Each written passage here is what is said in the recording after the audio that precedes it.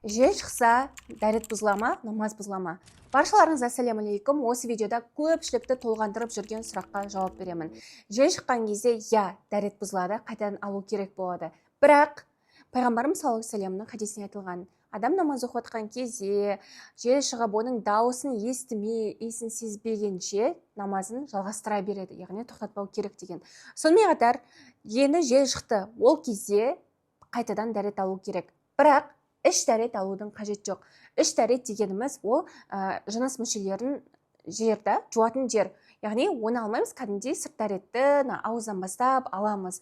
Және де ол жел шыққан кезде тек іш дәретті алу кейбір версияларда даже макрух пен харамның арасында жатқызған. Және де 4 ғалымның мазхабтарында жел шыққан кезде іш дәрет алынбайды деп айтып кеткен. Не үшін? Өйткені ол дәретте, яғни іш дәрет не үшін алынады? Кіші дәретке барғанда және де үлкен дәретке барған кезде адамның уже іш дәрет бұзылады. Сол кезде ғана сол ластанған жерлерін жуу үшін ғана іш дәрет алынады, жел шыққан кезде алынбайды. Сіздерге түсінікті болды деген ойдамын. Баршаларыңызға ассалаумалейкум.